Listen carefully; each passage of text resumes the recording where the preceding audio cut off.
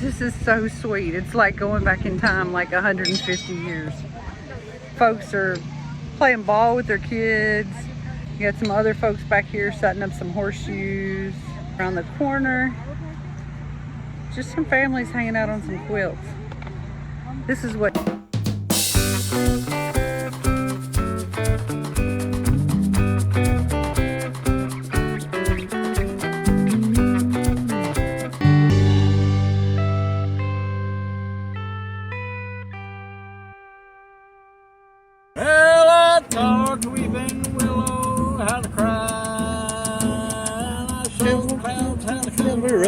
clear blue sky, and the tears cried for that woman. I'm gonna flood you, big river.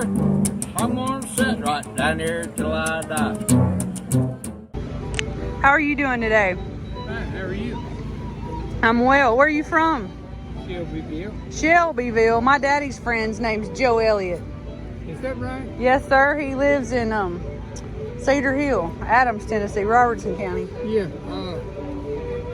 You can tell I'm not from Shelbyville because they say Shelbyville. I know. It's like you ain't really Shelbyville. from there. Where are you really from? I'm from, actually moved from Murfreesboro. Oh, really far away. Yeah, really far. How long you been making brooms? About 8 years. New hobby. Yeah, my grandfather made these when I was a kid, and I watched him and I thought, oh, I'm interested in this. There are only certain people, you gotta find, young people have got their interest in cell phones and Yeah. friends and whatever. But I started about 8 years ago.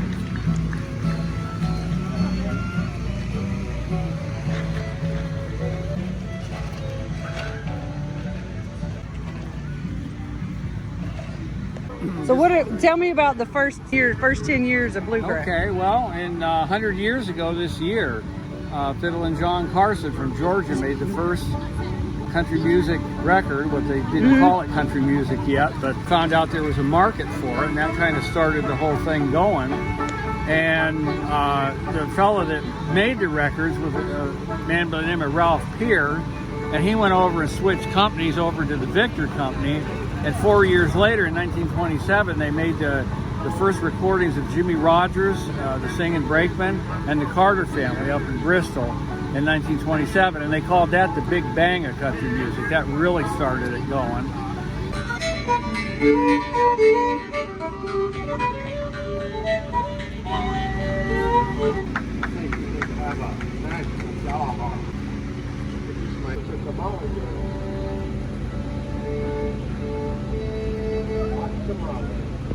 Booger nuts. Booger nuts? I don't know what a booger What nut is a booger I nut? don't know, but I'm going to go back and find out. What store were you at? The Piggly Wiggly in town. It said booger nut. What town? Shelbyville. So I'm going to go back and figure out what a booger nut is and get some for my kids because we used to call them booger nuts. Aww. I don't know what they are, but the fact that somebody would market a booger nut, I'm like, it's some kind of candy. But I was in a hot hurry and I didn't have time to investigate. Was it next to the monkey butt powder? No. The butt rub. But I do have a new burger. So the best things happen when you're drunk, right? So last night we had a bunch of guys over for band night. My husband's a musician. And we have a new hamburger called the Messy Butt. Messy butt? Smashed Messy Butt Burger.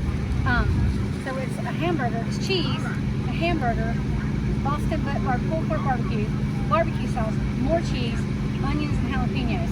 Well, yeah, you gotta have like a side of heart attack with that. Yeah, it's some Rolaids. That's what they need to be serving with it. Oh my God. So my kids grew up on a farm, obviously. We grow most of what we eat, or we kill it. I'm an avid hunter, and I love to fish. We only take what we're going to eat. I'm not a sports fisherman or a sports hunter. If I kill it, we're going to eat it. We talked about that on the way here. So my neighbor, he was up here earlier. He called me one night and said, hey, we done killed this deer. We don't want it. All we want is the backstrap. You want the deer? Well, yeah. The problem was I had my daughter had her little bougie friends over. I said, tell you what, just stick it in the garbage bag. It was cold that night, real cold. Stick it in the car.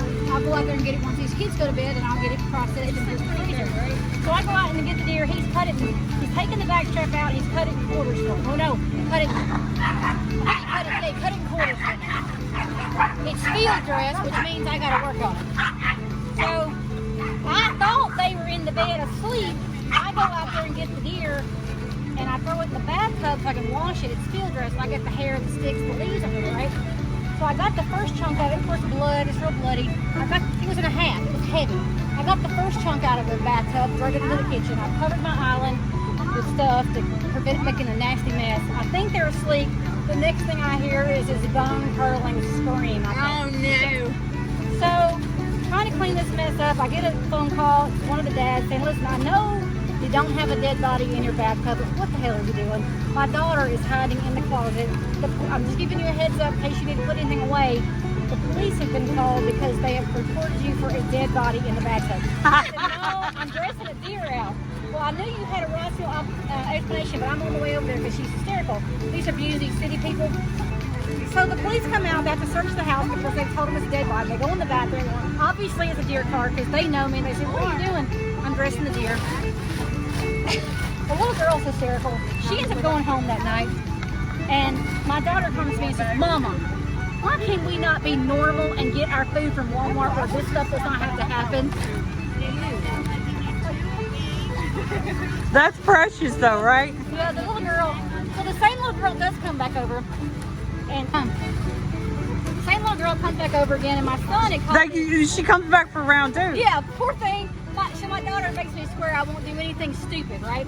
Okay. You get another phone call. Yes.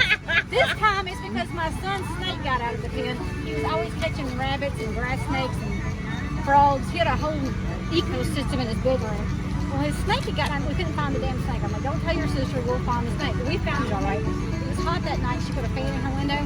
Next thing I know, I go in there, they're screaming their heads off. Police have been called again. She's covered with snake parts. The snake got into the fan and cut the snake off. My son, Mama, they killed my snake. We're snakes flopping around. Save my snake. The snake's in 10,000 pieces. The little girl's covered in snake parts. The dad comes, he goes, really, Maria? I said, I'm sorry. Maybe it's better that she just say them I out at your said, house. I don't think she needs to come back. Let my daughter come to your house where y'all are normal, because we obviously are not normal. Normal is the setting on a dryer. Not at my house.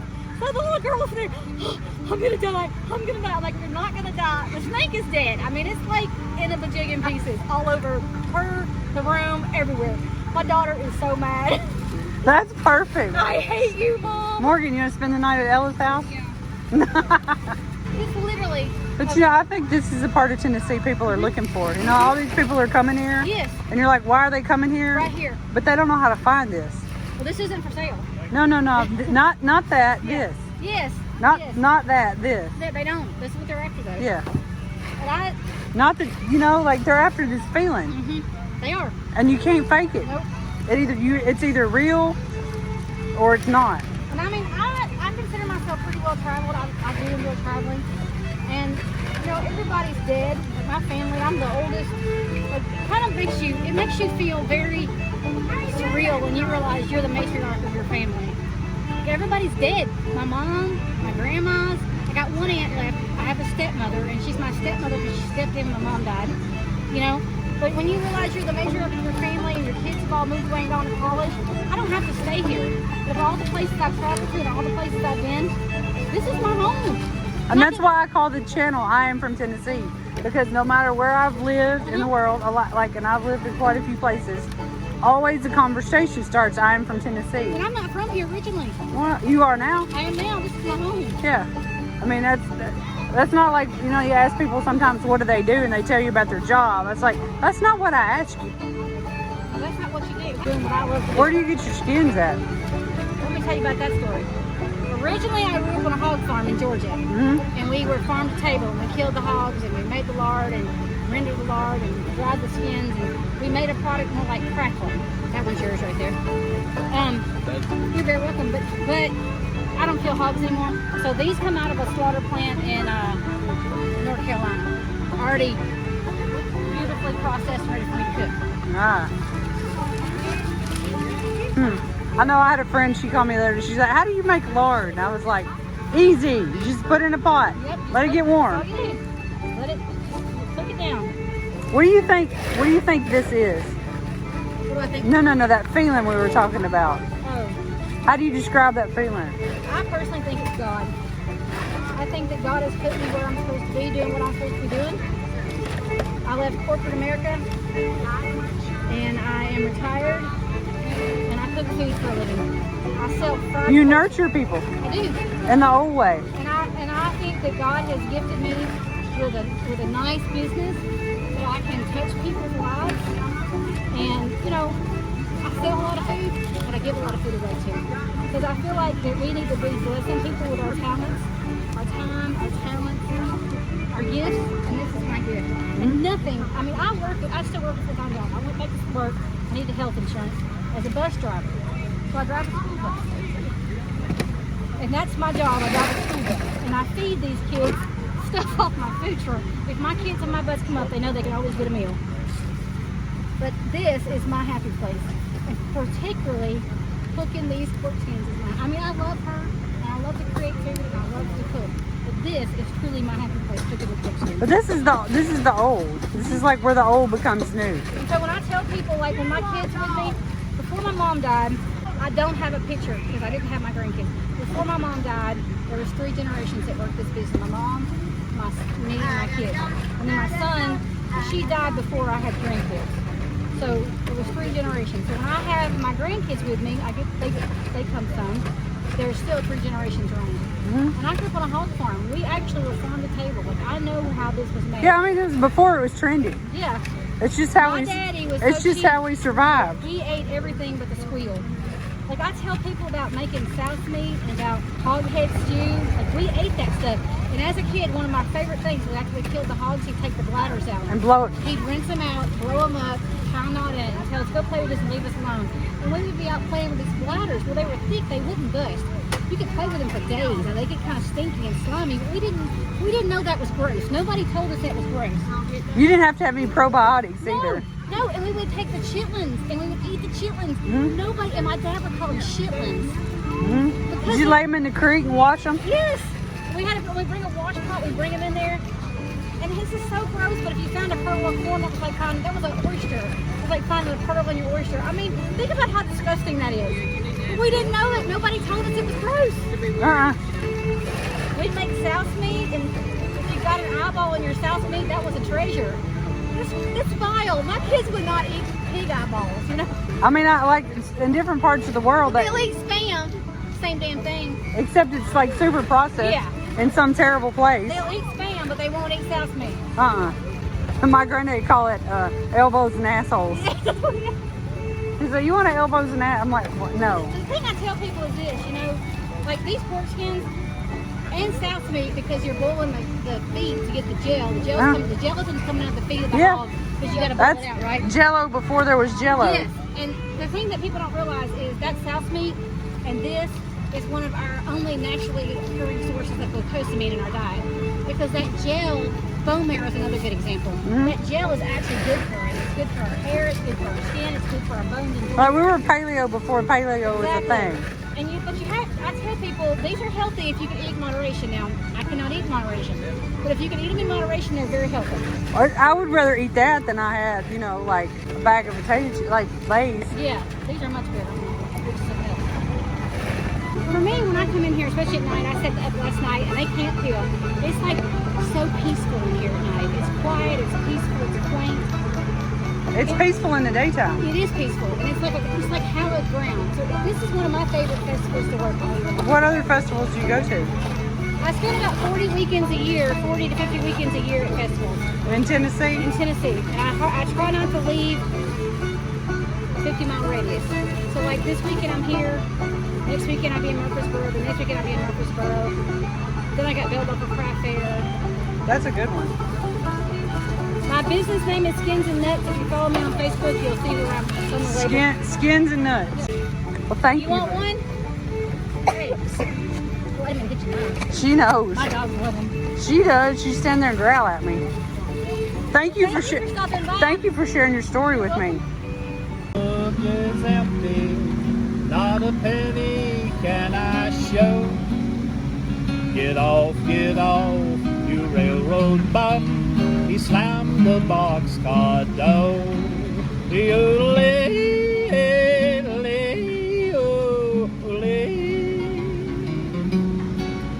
He put Texas, state I dearly love.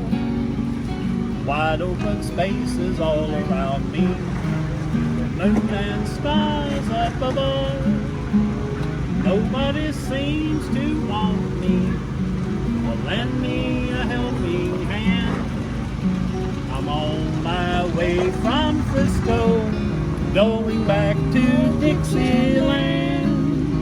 Oh, my pocketbook is empty and my heart is full of pain. I'm 1,000 miles away from home, just waiting for a train.